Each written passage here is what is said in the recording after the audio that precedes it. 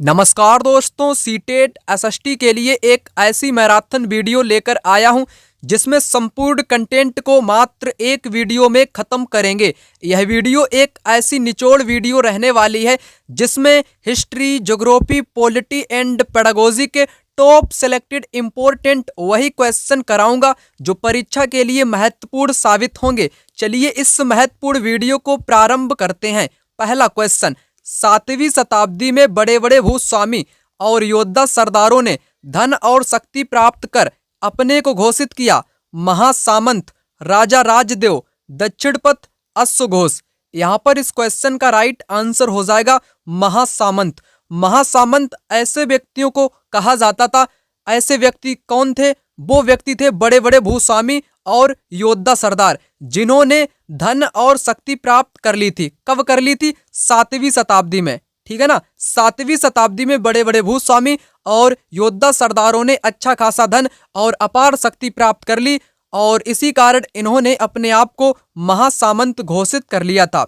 यहाँ पर question number दूसरा, राजा अशोक पर दिए गए ABC कथनों पर विचार कीजिए तथा सही उत्तर का चयन कीजिए। अशोक एक प्रसिद्ध मगध शासक थे। अशोक के अभिलेख पाली भाषा और ब्राह्मी लिपि में थे। अशोक अकेले एक ऐसे राजा थे जिन्होंने युद्ध जीतने के बाद अभिजिति को छोड़ा। यहाँ पर आपको राइट आंसर बताना है राजा अशोक के बारे में। राजा जो अशोक था ये मौर्य साम्राज्य का शासक था, ना कि मगध का था। ये यहाँ पर गलत हो जाएगा। अशोक के जो अभिलेख ज्यादातर पाए गए हैं ब्राह्मी लिपि में भी पाए गए हैं और खरोष्टी लिपि। दो लिपियां आप लोग यहाँ पर याद कर सकते हो, ब्राह्मी लिपि और खरोष्टी लिपि। पाली भाषा तो यहाँ पर बिल्कुल भी नहीं मिली है। इस कारण यहाँ पर कथन दूसरा भी गलत होगा। पहला तो यहाँ पर गलत है ही क्योंकि मगध शासक की बात कही गई है, परंतु ये मौर्य शासक थे। ठीक है ना। अशोक एक ऐसा राजा था जिन्होंने युद्ध जीतने के बाद युद्ध को हमेशा के लिए छोड़ दिया था, अभिजिति को छोड़ दिया था। जैसे 261 ईसा पूर्व में एक इन्होंने युद्ध लड़ा था, कलिंग का युद्ध, है ना। कलिंग का युद्ध में बहुत खून खराबा हुआ जिस कारण इनका हृदय भर चुका था युद्ध करने से। इसलिए उन्होंने मतलब कि इसके बाद वो कोई भी युद्ध नहीं लड़ेंगे। राजा अशोक ने ऐसा निर्णय कर लिया था कलिंग के युद्ध के बाद में। ठीक है ना। उसके बाद इन्होंने धम्म धर्म को अपना लिया था। ठीक है ना। सिर्फ और सिर्फ यहाँ पर राइट आंसर सी हो जाएगा। सी सही है, ए बी गलत है, सी सही है। यहाँ पर क्वेश्चन नंबर थर्ड, प्रारंभिक मध्यकालीन समय में दक्षिण भारत में सैनिक अभियान के समय हुआ, यानी कि किसके शासन काल के दौरान मध्यकालीन भारत में दक्षिण भारत में सैनिक अभियान शुरू हुआ था। आपको यहाँ पर बताना है। कुतुबुद्दीन ऐबक, शमसुद्दीन इल्तुतमिश, जलालुद्दीन खलजी या अलाउद्दीन खलजी। यहाँ पर इस क्वेश्चन का राइट आंसर हो जाएगा अलाउद्दीन खिलजी।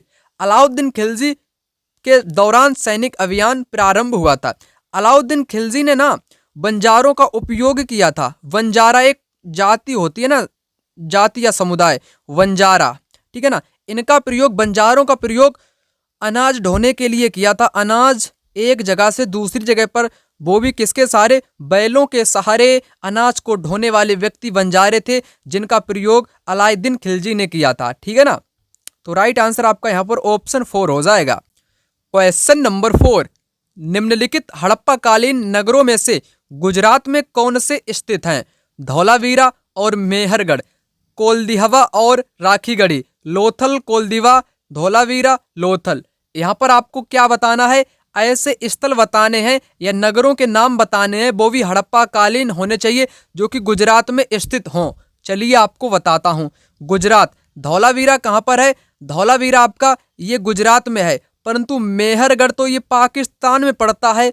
पाकिस्तान के बोलन दर्रे के पास, बोलन दर्रे के पास एक उपजाऊ मैदान है मेहरगढ़। ठीक है ना। आपको गुजरात वाला बताना है, इसलिए पहला तो यहाँ पर बिल्कुल भी नहीं होगा।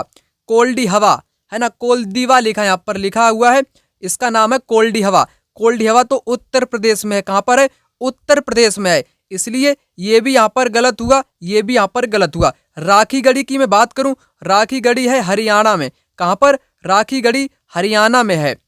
लोथल गुजरात में है, कोल्डिहवा उत्तर प्रदेश में है। धौलावीरा कहाँ पर है? ये आपके गुजरात में है। लोथल भी आपका गुजरात में ही है। इसलिए राइट आंसर यहाँ पर ऑप्शन 4 हो जाएगा, धौलावीरा और लोथल। क्वेश्चन नंबर 5, निम्नलिखित में से कौन सा कथन जैन धर्म के संदर्भ में सही है? क्या बताना है? जैन धर्म के बारे में क्वेश्चन यहाँ पर पूछा है। मुख्यतः पुरोहितों ने जैन धर्म का समर्थन किया।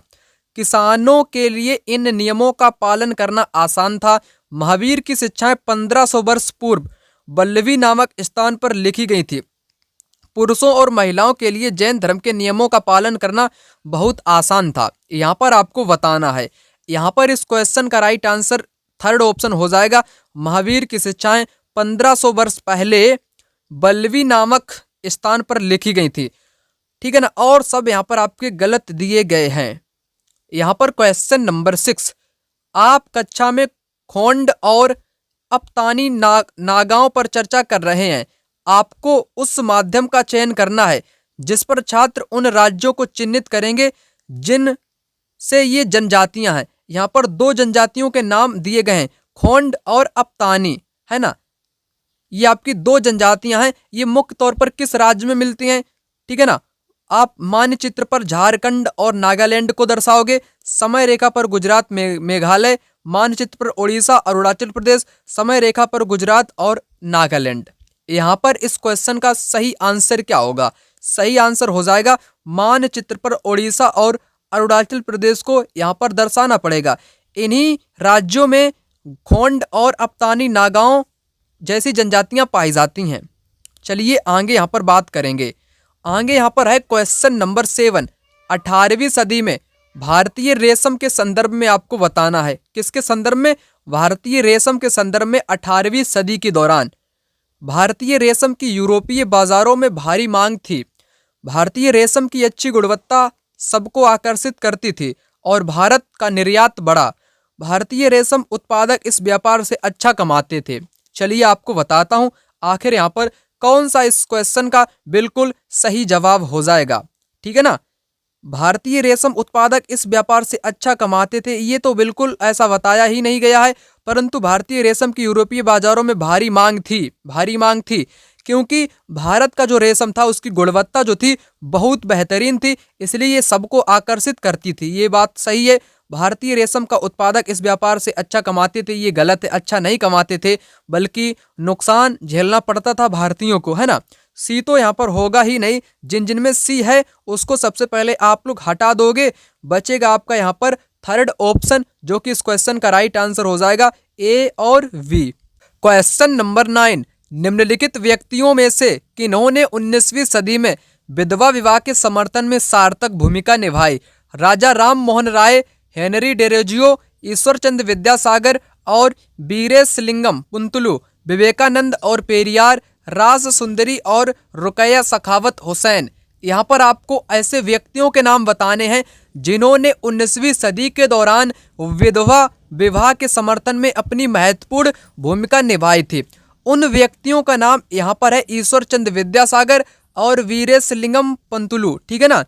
ऐसे व्यक्ति थे जिन्होंने विधवा पुनर्विवाह के बारे में महत्वपूर्ण सार्थक भूमिका निभाई थी।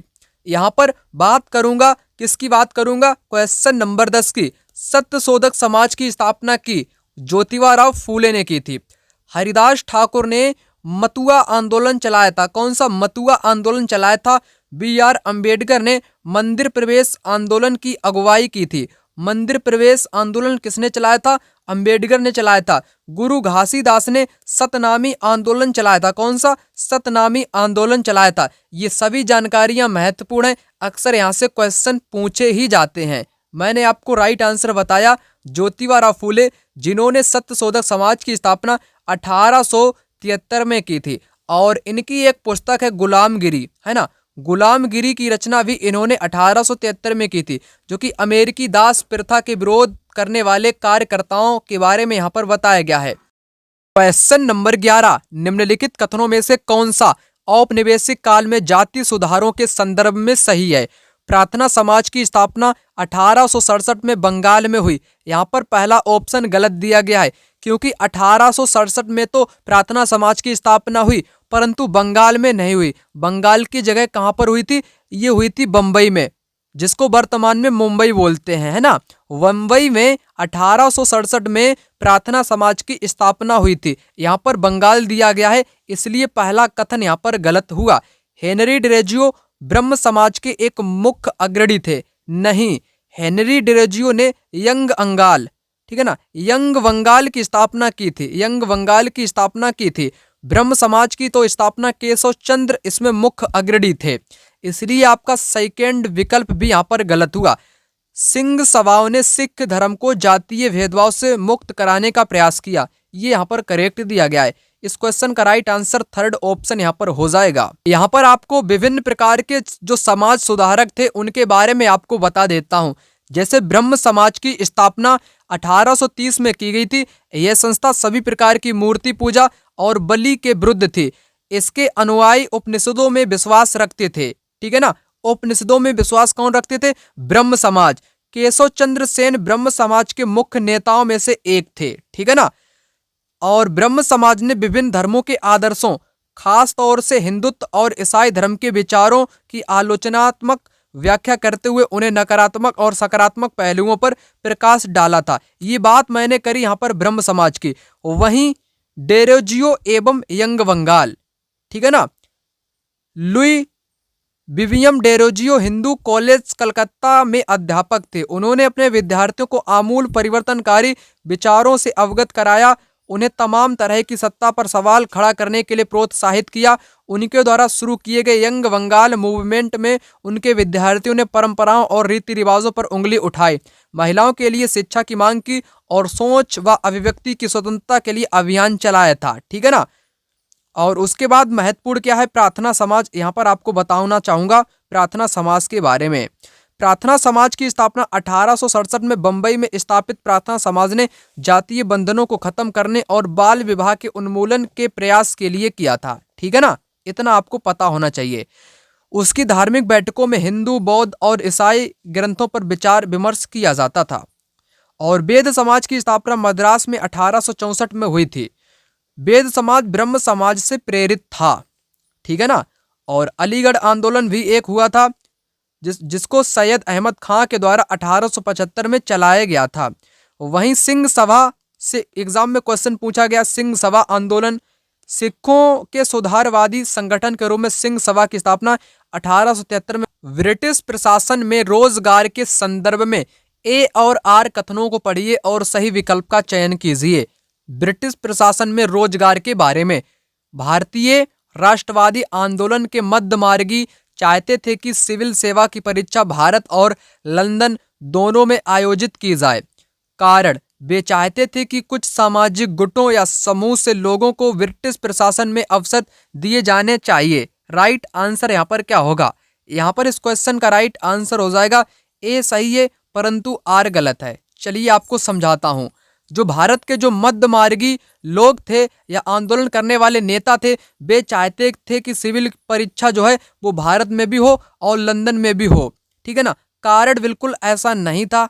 कारण यहाँ पर आपका गलत दिया गया है, इसलिए राइट आंसर यहाँ पर ए सही है, परंतु आर गलत है। क्वेश्चन नंबर 13, निम्नलिखित में से कौन सा कथन रोलेक्ट सत्याग्रह, यहाँ पर रोलेक्ट सत्याग्रह से क्वेश्चन एग्जाम में पूछा गया है, उसके बारे में आपको यहाँ पर सही कथन बताना है। रोलेक्ट एक्ट 1919 में शुरू किया गया था, ठीक है ना। 1919 में इसको शुरू किया गया था।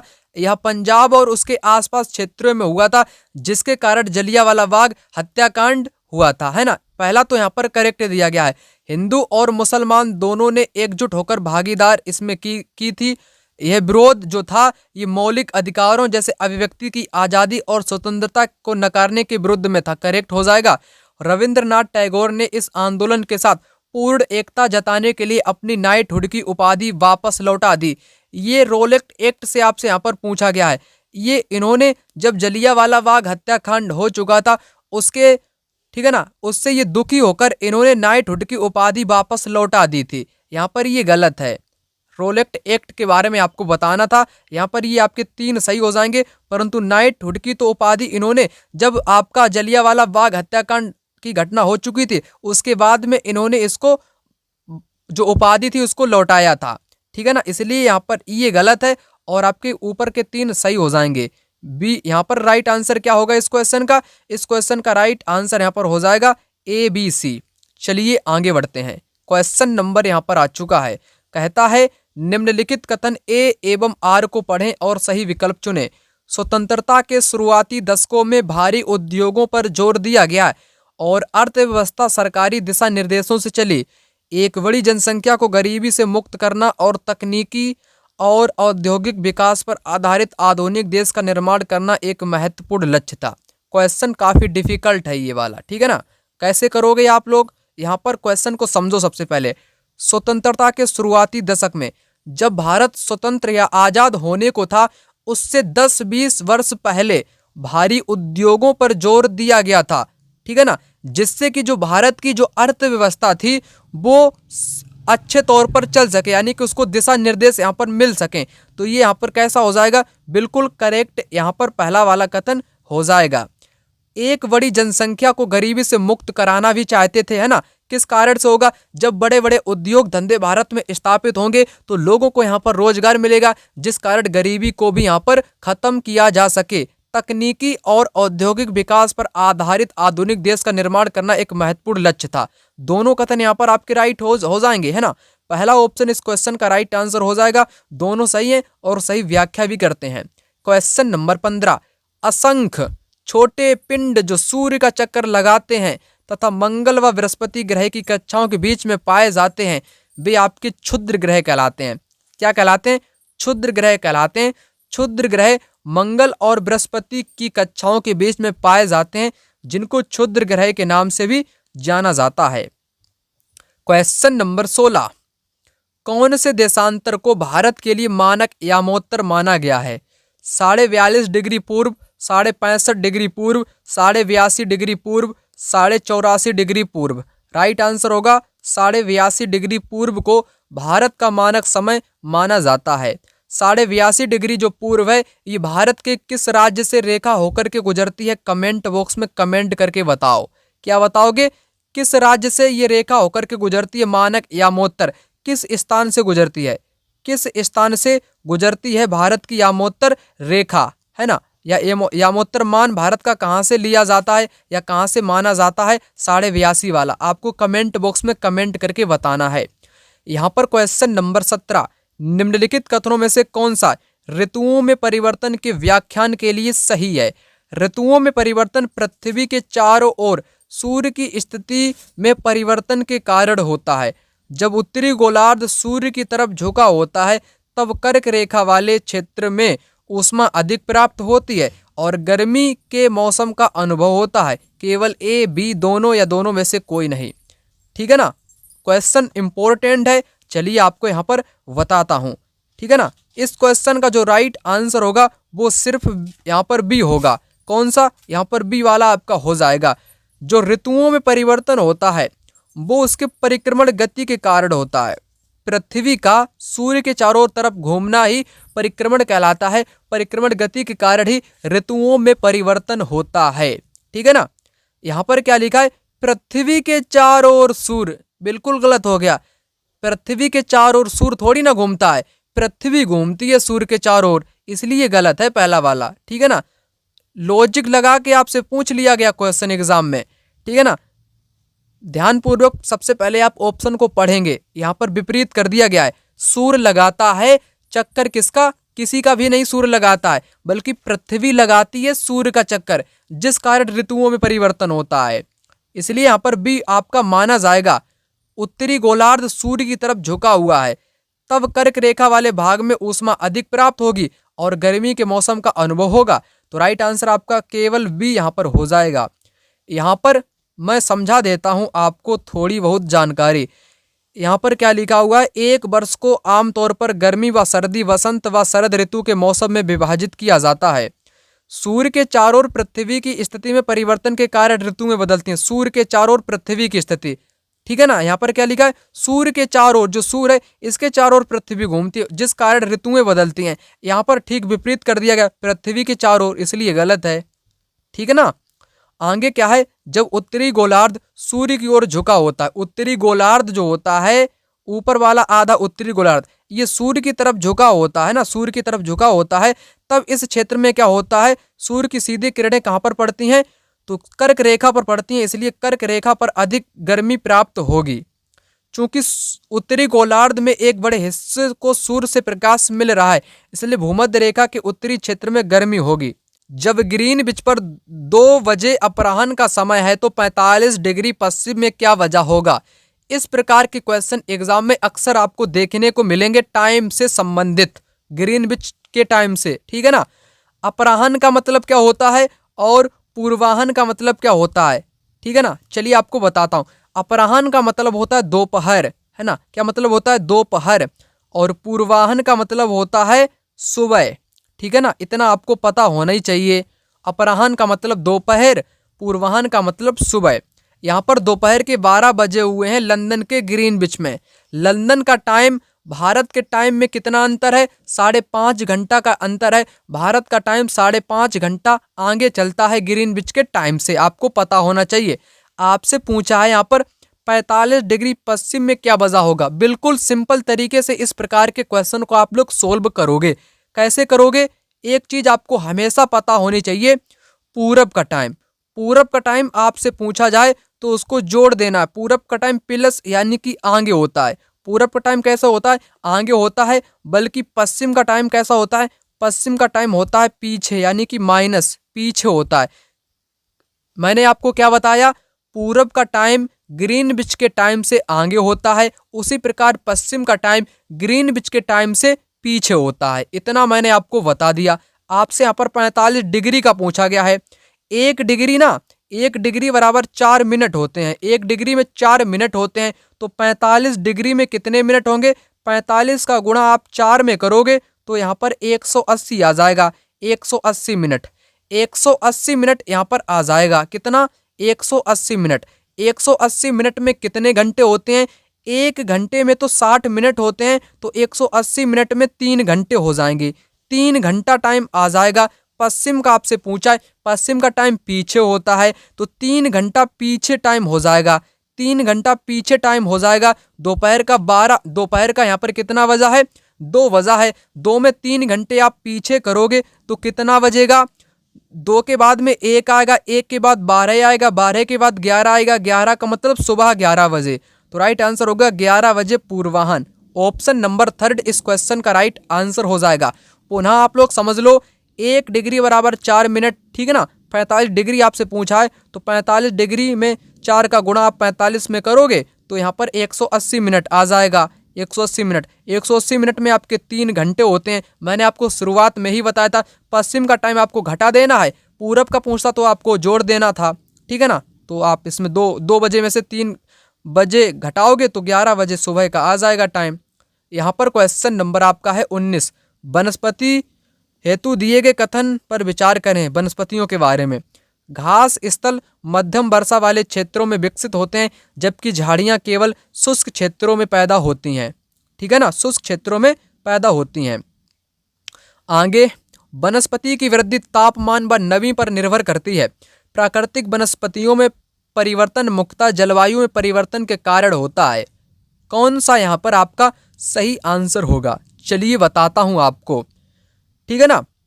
जो घास के स्थल होते हैं, घास स्थल मध्यम वर्षा वाले क्षेत्र में विकसित होते हैं, जबकि जो झाड़ियां होती हैं वो केवल शुष्क क्षेत्रों में ही पैदा होती हैं। बिल्कुल करेक्ट बोला गया है। जो झाड़ियां होती हैं, कटीली वाली झाड़ियां, ये ऐसे मैदान में पैदा होती हैं जहाँ की जमीन शुष्क हो, जहाँ पर वर्षा बिल्कुल नाम मात्र की होती है, वहीं पर आपकी झाड़ियां पाई जाती हैं। और घास के स्थल वहाँ पर पाए जाते हैं जहाँ पर मध्यम वर्षा हो।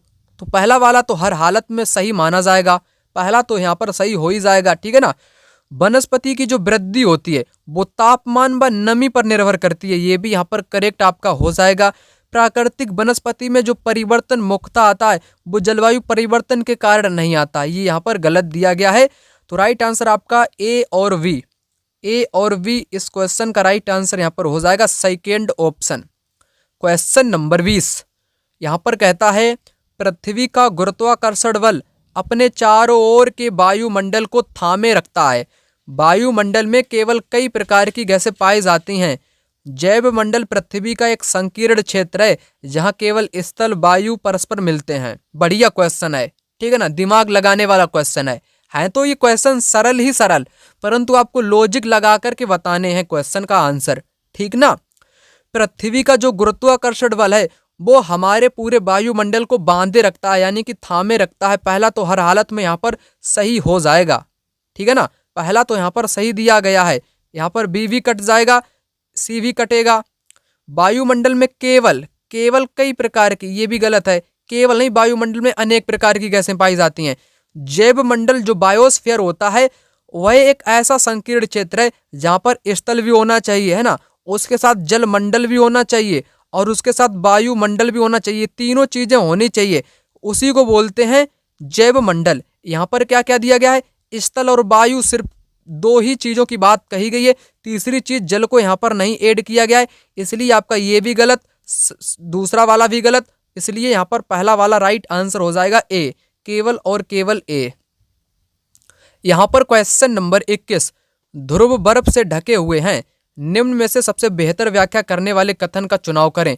ध्रुव, जो ध्रुव होते हैं ऊपर वाले, ये वाले, ये किससे ढके हुए हैं, बर्फ से ढके हुए हैं। क्यों ढके हुए हैं, जो सूर्य का प्रकाश है वो सीधे तौर पर भूमध्य रेखा, कर्क और मकर रेखा के बीच में पड़ता है। ध्रुव पर इसकी किरणें जो हैं वो तिरछी जाती हैं, तिरछी जाने के कारण यहाँ पर हमेशा ठंड रहती है, यानी कि बर्फें जमी रहती हैं, ठीक है ना। कारण मैंने आपको बता ही दिया, अब आपको यहाँ पर बताना है। आत्मन की मात्रा भूमध्य रेखा से ध्रुवों की ओर बढ़ती है, आत्मन की मात्रा भूमध्य रेखा से ध्रुवों की ओर घटती है। तापमान और आत्मन व्युत्त क्रमानुपाती हैं, गर्मियों व सर्दियों में ध्रुवों पर समान तापमान पाया जाता है। राइट आंसर इस क्वेश्चन का क्या होगा, राइट आंसर यहाँ पर हो जाएगा आत्मन की मात्रा भूमध्य रेखा से ध्रुवों की ओर घटती है। आत्मन क्या होता है, आत्मन एक सूर्य की ऊष्मा होती है, क्या होती है, सूर्य का प्रकाश कह लो या ऊष्मा कह लो, है ना, वही सूर्यातप भी बोलते हैं इसी को, आत्मन को ही सूर्यातप बोलते हैं। सूर्य का जो प्रकाश होता है ना, सूर्य का प्रकाश भूमध्य रेखा पर अधिक होता है, भूमध्य रेखा से ध्रुवों की ओर घटता जाता है। कहाँ पर घटता है, ध्रुव पर घटता है, इसलिए ध्रुव आपके बर्फ से ढके होते हैं। ध्रुवों पर रोशनी नहीं पहुंच पाती है, सूर्य की रोशनी तो भूमध्य रेखा पर ही जाती रहती है, भूमध्य रेखा से ध्रुव की ओर प्रकाश इसका घटता रहता है, आत्मन की मात्रा घटती रहती है, इसलिए ध्रुव बर्फ से ढके हुए हैं। राइट आंसर सेकेंड ऑप्शन यहाँ पर हो जाएगा। यहाँ पर क्वेश्चन नंबर 22, निम्नलिखित में से कौन सा वायुमंडल की परतों का सही अनुक्रम जिनसे धरती पर उतरने से पहले रॉकेट गुजरेगा। क्वेश्चन का तरीका देखिएगा, यहाँ पर पूछने का क्या है, यहाँ पर ऐसा क्रम बताना है जिससे धरती पर उतरने से पहले रॉकेट गुजरेगा, ठीक है ना। तो क्रम में आपको लगाना है, वायुमंडल की सबसे पहली परत कौन सी होती है, सबसे पहली परत होती है क्षोभ मंडल, ठीक है ना, क्षोभ मंडल सबसे पहली होती है।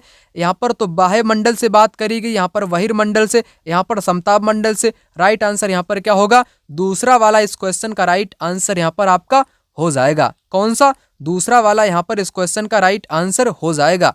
परंतु आप एक चीज यहाँ पर आपने गौर नहीं करी, यहाँ पर आपको बताना क्या है, जिससे धरती पर उतरने, यानी कि रॉकेट को उतरना है, रॉकेट सबसे ऊपर होगा, फिर नीचे आएगा, फिर नीचे आएगा, फिर नीचे आएगा, यानी कि सबसे ऊपरी परत से आपको शुरू करना है। सबसे ऊपरी परत तो आपकी बाह्य वायुमंडल होती है, फिर उसके बाद बहिर्मंडल, फिर उसके नीचे समताप मंडल, फिर उसके नीचे मध्य मंडल और सबसे लास्ट में क्षोभ मंडल आता है। इसलिए राइट आंसर ऑप्शन 4 होगा। यहाँ पर बात कही गई है रॉकेट के उतरने की, ना कि नीचे से ऊपर की जाने की।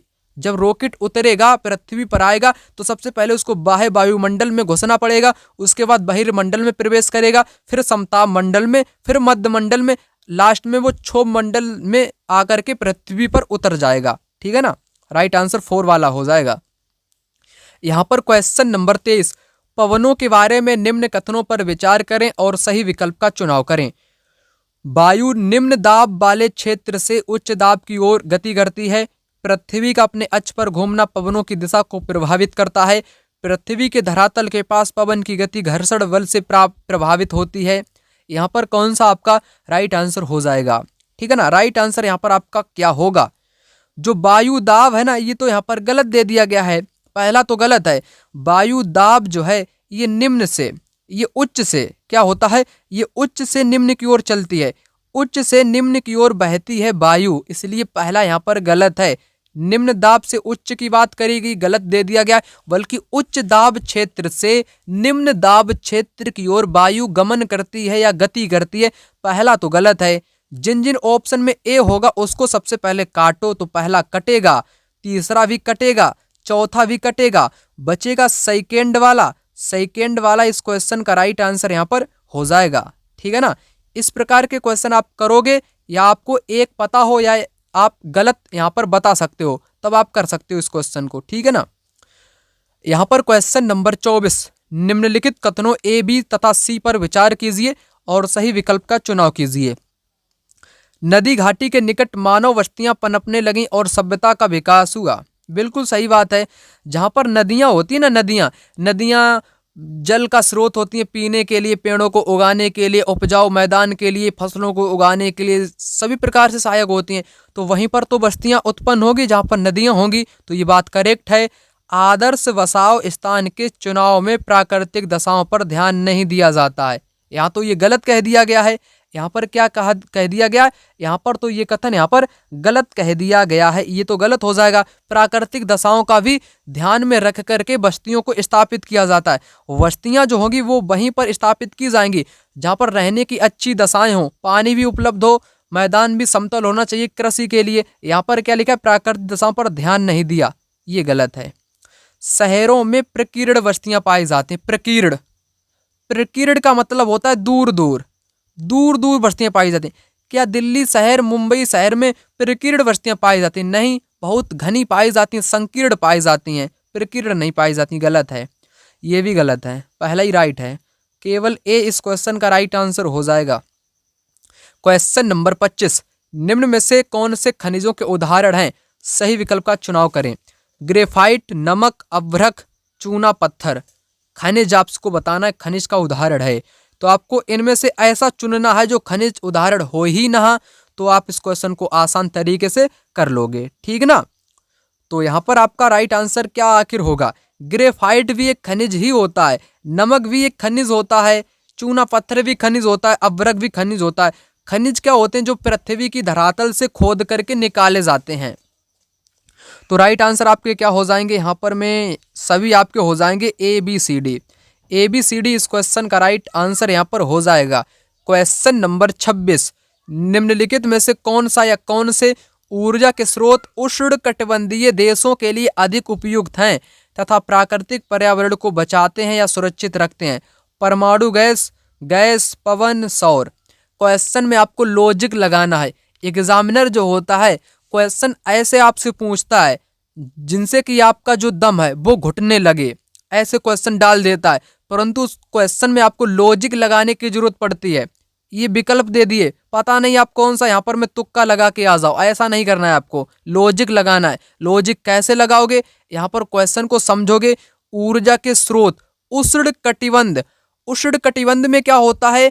ऐसा क्षेत्र जहाँ पर सूर्य की ऊष्मा हमेशा ही बनी रहती है, वही तो होता है ना उष्णकटिबंध, यानी कि सीधी किरणें पड़ती है, गर्मी वाला क्षेत्र है। सूर्य यहाँ पर आपका रहता ही रहता है, ऊर्जा यहाँ पर अधिक से अधिक प्राप्त होती ही है, इसलिए इसको उष्णकटिबंध कहते हैं। तो ऊर्जा के उष्णकटिबंधीय देशों के लिए उपयुक्त प्राकृतिक पर्यावरण को बचाते हैं। परमाणु वहां पर थोड़ी ना होंगे, गैस भी नहीं होंगी, पवन भी नहीं, सौर ऊर्जा होगा यहाँ पर। ठीक है ना, सौर ऊर्जा। तो आप सौर ऊर्जा यानी कि सूर्य की ऊर्जा वहां पर अधिक प्राप्त होती है, तो सौर ऊर्जा का इस्तेमाल करेंगे जो कि पर्यावरण को बचाएगा। डी यहाँ पर हर हालत में सही माना जाएगा। इसमें नहीं है तो ये आपका कटेगा।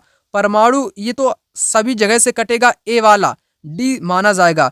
ए यहाँ पर है इसलिए ये भी कटेगा। ठीक है ना, ये भी कटेगा। बचेगा आपका यहाँ पर थर्ड वाला सी और डी, पवन और सौर ऊर्जा। पवनें भी वहां पर चलेंगी आपकी उष्णकटिबंधीय क्षेत्र में। सौर ऊर्जा भी यानी कि सूर्य की ऊर्जा तो निरंतर प्राप्त होती ही रहेगी। तो दो ऐसे हैं, ये पर्यावरण को बचाते हैं ना कि नुकसान पहुंचाते हैं। ठीक है ना। तो यहाँ पर सी और डी इस क्वेश्चन का राइट आंसर यहाँ पर आपका हो जाएगा। क्वेश्चन नंबर 27, रोपड़ कृषि के बारे में निम्नलिखित कथनों ए और बी पर विचार करें और सही विकल्प का चुनाव करें। किसके बारे में? रोपड़ कृषि को बागाती नहीं, बागान वाली कृषि बोलते हैं ना, बागान वाली खेती बोलते हैं। रोपड़ के अंतर्गत चाय, कॉफी, कहवा, ठीक है ना, रबड़, जैसी फसलों को उगाया जाता है। ठीक ना। रोपण कृषि मिश्रित कृषि का प्रकार है, गलत। मिश्रित कृषि वह कृषि होती है जिसमें चारा वाली फसल को उगाया जाता है, उसके साथ पशुओं को रखा जाता है, उसको बोलते हैं मिश्रित कृषि। पहला तो गलत हो गया। रोपण कृषि के मुख्य केंद्र विश्व के उष्णकटिबंधीय प्रदेशों में पाए जाते हैं। ठीक ना। तो यहाँ पर सिर्फ और सिर्फ बी इस क्वेश्चन का राइट आंसर यहाँ पर हो जाएगा। 28 नंबर का क्वेश्चन, निम्नलिखित में से कौन सा वाक्य पूर्वाग्रह से ग्रसित होने का उदाहरण है? तो पूर्वाग्रह रूढ़िबद्ध धारणाओं से क्वेश्चन आपको देखने को एक जरूर मिलेगा। तो पूर्वाग्रह से ग्रसित उदाहरण कौन सा है? यहाँ पर गांव के लोग मुख्य तौर पर खेती करते हैं, सही बात है। गांव के लोग अच्छी अंग्रेजी नहीं बोल सकते हैं, क्या नहीं बोल सकते हैं? ये तो पूर्वाग्रह हो सकता है। गांव के लोग भी अब किसी मामले में पीछे नहीं है, वो भी अंग्रेजी बोल लेते हैं। ठीक ना। तो ये एक प्रकार का पूर्वाग्रह हो सकता है। कटाई का मौसम गांव के लोगों के लिए सबसे व्यस्त का मौसम है, सही है। गांव के लोग ज्यादातर संयुक्त परिवार में रहते हैं, करेक्ट है। तो आपको पूर्वाग्रह वाला बताना है, तो पूर्वाग्रह वाला है यहाँ पर आपका सेकेंड ऑप्शन। सेकेंड ऑप्शन इस क्वेश्चन का राइट आंसर हो जाएगा, जो कि पूर्वाग्रह को दिखाता है। निम्नलिखित में से कौन से कृत्य जो विविधता की स्वीकार्यता को प्रदर्शित करते हैं, विविधता को यहाँ पर दर्शाते हैं, विविधता को स्वीकार करते हैं? भारतीय संविधान की 8वीं सूची में और अधिक भाषाओं को सम्मिलित किया गया है। समुदाय विशेष के व्यापारियों द्वारा चलाए जाने वाले शॉपिंग कॉम्प्लेक्सों का निर्माण, विभिन्न सामाजिक वर्गों के बच्चों को स्कूल में दाखिला देना। तो राइट आंसर आपका यहाँ पर क्या होगा? राइट आंसर यहाँ पर हो जाएगा ए और सी। ए और सी जो कि विविधता को स्वीकारते हैं। 8वीं अनुसूची में तमाम भाषाएं आपकी शामिल की गई हैं, जो कि विविधता को दर्शाता है। उसी प्रकार विभिन्न सामाजिक वर्गों के बच्चों को स्कूल में दाखिला देना भी विविधता को दर्शाता है, चाहे जिस जाति धर्म से बिलोंग करते हों बच्चे। ठीक है ना। तो ए और सी यहाँ पर हो जाएंगे, बी नहीं होगा। ए और सी। एक बात हमेशा याद रखना, जो क्वेश्चन गलत होता है ना, जो जैसे यहाँ पर आपका गलत कौन सा है? बी गलत है। बी यहाँ पर भी दिया गया है, बी यहाँ पर भी दिया गया है, बी यहाँ पर भी दिया गया है। तो 3 ऑप्शन में आपको गलत ऑप्शन हमेशा ही देखने को मिलेगा, गलत वाला कथन हमेशा ही आपको मिलेगा। जिस कथन में आपका एक नहीं होगा वो ज्यादातर केसों में उसको राइट माना गया है। ठीक ना। क्वेश्चन 30, किस निकाय संस्था की देखभाल में प्राय पंचायत कार्य करता है? पंचायत, जिला परिषद, वार्ड प्रमुख, ग्राम सभा या पंचायत समिति? यहां पर राइट आंसर क्या होगा? राइट आंसर होगा ग्राम सभा। ग्राम सभा की देखभाल में ग्राम पंचायत कार्य करता है। क्वेश्चन नंबर 31, भारत में कृषि श्रमिकों और निर्माण श्रमिकों को भुगतान हेतु न्यूनतम वेतन कौन तय करता है? ग्राम पंचायत या जिला पंचायत, राज्य सरकार या संघ सरकार? राइट आंसर आपको बताना है। ठीक है ना। भारत में जो कृषि करने वाले लोग हैं या निर्माण श्रमिक हैं, इनको भुगतान हेतु न्यूनतम वेतन तय कौन करता है? राज्य सरकार तय करती है और संघ सरकार इसको तय करती है। ग्राम पंचायत और जिला पंचायत नहीं तय करते हैं। सी और डी इस क्वेश्चन का राइट आंसर यहाँ पर हो जाएगा। जैसे पीएम सम्मान निधि एक योजना है, ठीक है ना, जो कि संघ सरकार के द्वारा चलाई जाती है, जिसमें किसान जो होते हैं ना, कृषि श्रमिक, उनको यहाँ पर भुगतान किया जाता है। ठीक ना। उसी प्रकार से क्वेश्चन एग्जाम में पूछा गया है।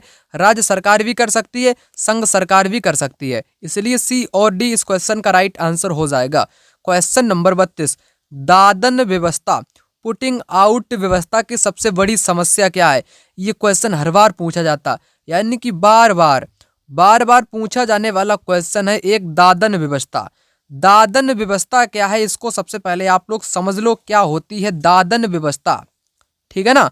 जैसे कोई ग्रामीण के तौर पर कोई व्यक्ति है, कोई बड़ा व्यापारी है, जैसे कोई व्यापारी है, उसने कच्चा माल को खरीदा और कच्चा माल ले गया वस्त्र बनाने के पास में, वस्त्र बनाने वाले व्यक्ति को उसने कच्चा माल दे दिया, उस व्यक्ति ने उसको उस माल को बना दिया, उसी माल को कम कीमत पर पुनः उस व्यापारी को बेच दिया।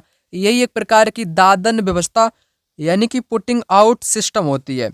जुलाहों के पास बाजार दर की जानकारी ना होने की वजह से व्यापारियों द्वारा उन्हें कम पैसे दिए जाना, व्यापारियों को कच्चा माल जुलाहों तक पहुंचाने के लिए अतिरिक्त परिवहन खर्च करना, जुलाहों का कच्चे माल की गुणवत्ता पर कोई निर्णय ना ले पाना, जुलाहों द्वारा भेजे गए तैयार उत्पादों पर व्यापारियों का कोई नियंत्रण ना होना। यहाँ पर इस क्वेश्चन का राइट आंसर हो जाएगा जुलाहों के पास बाजार दर की जानकारी ना होने की वजह से व्यापारियों द्वारा उन्हें कम पैसे दिए जाना, है ना, कम पैसे वो लोग दे देते हैं, व्यापारी लोग होते हैं और जुलाहों से अपना काम यहाँ पर करवा लेते हैं। ठीक ना। चलिए बात करेंगे अगले प्रश्न की, 33 नंबर के क्वेश्चन की। निम्नलिखित में से क्या शहरी जीविकोपार्जन के ज़्यादा सुरक्षित साधन उत्पन्न करने में मदद करेगा?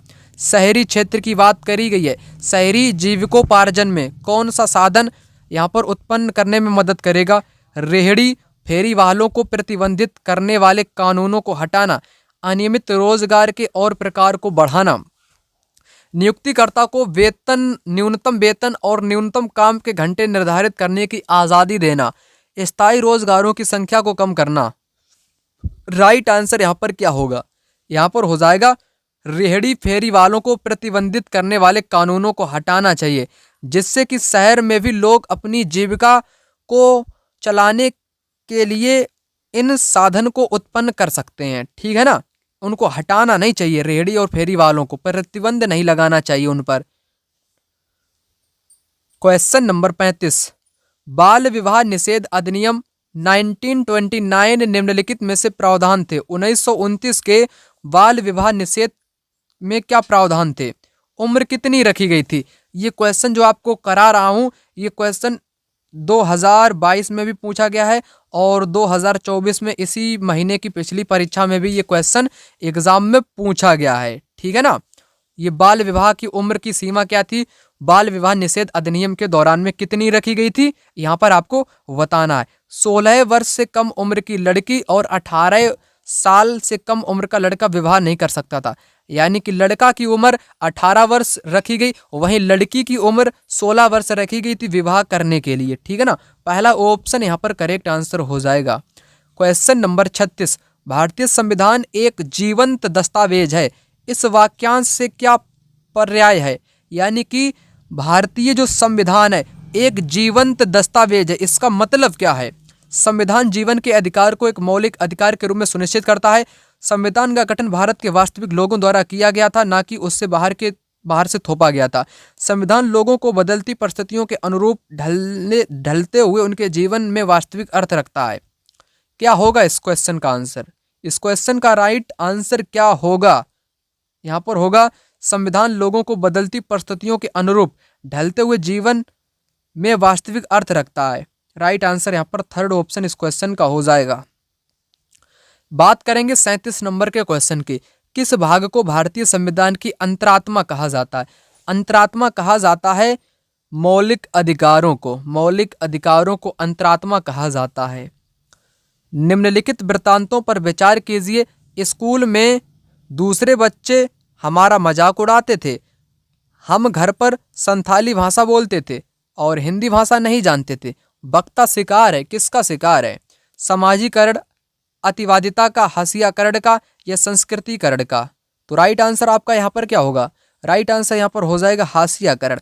हाशियाकरण का मतलब होता है किसी विशेष समुदाय का दूसरे समुदाय से अलगाव होना, यानी कि अलग होना, जो कि डर के कारण भी अलग हो सकते हैं या विभिन्न प्रकार के कारण से भी अलग हो सकते हैं। वही एक प्रकार से हाशियाकरण कहा जाता है। जैसे स्कूल में दूसरे बच्चे हमारा मजाक उड़ाते थे, घर पर हम संताली बोलते थे, हिंदी भाषा नहीं जानते थे, जो कि हाशियाकरण का ये बच्चा यहाँ पर शिकार माना जाएगा। ठीक है ना।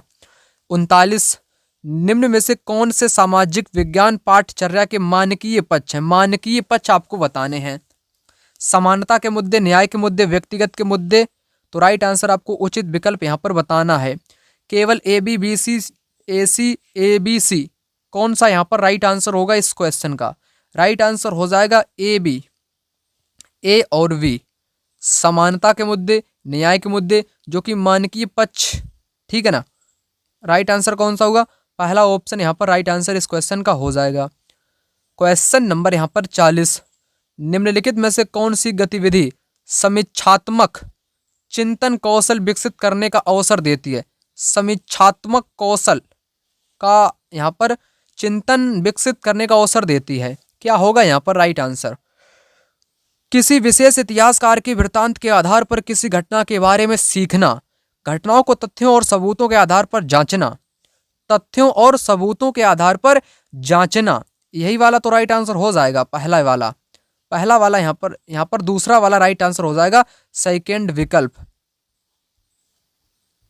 क्वेश्चन 41, एक भूगोल शिक्षक पवन ऊर्जा उत्पादन पर एक पाठ पढ़ाने की योजना बना रहे हैं। निम्न में से कौन सा विषय इन्हें या इसे पढ़ाने से पहले उसके द्वारा पढ़ाया जा चुका होगा ताकि बेहतर संप्रत्यात्मक समझ बन सके। तो जो अध्यापक या अध्यापिका है वो बच्चों को पढ़ाएगी, क्या पढ़ाएगी? पवन ऊर्जा उत्पादन को। पवन ऊर्जा को समझाने से पहले आप बच्चों को कौन से टॉपिक समझाएंगे? वायुदाब, आर्द्रता, पवन चक्की संयंत्र वाले स्थान या चक्रवात को।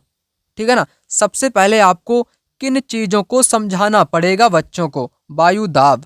वायुदाब के बारे में बताएंगे, उसके बाद पवन ऊर्जा टॉपिक को बच्चों को बताएंगे। ठीक है ना। बगैर वायुदाब के पवन ऊर्जा कैसे उत्पन्न की जाती नहीं समझ पाएंगे बच्चे। ठीक है ना। क्वेश्चन 42, छात्रों को नागरिक अधिकार आंदोलन के विषय से परिचित कराने के लिए निम्नलिखित में से कौन सी गतिविधि सबसे अधिक उपयुक्त होगी? नागरिक अधिकार आंदोलन से परिचित कराने के लिए यहाँ पर राइट आंसर हो जाएगा उत्तरी अमेरिका में गुलामी की प्रथा पर चर्चा। क्वेश्चन नंबर 43, इतिहास के एक शिक्षक अपने छात्रों को सम्राट अशोक के धम्म के बारे में पढ़ाना चाहते हैं। निम्नलिखित में से कौन सा स्रोत इसके लिए प्राथमिक स्रोत होगा?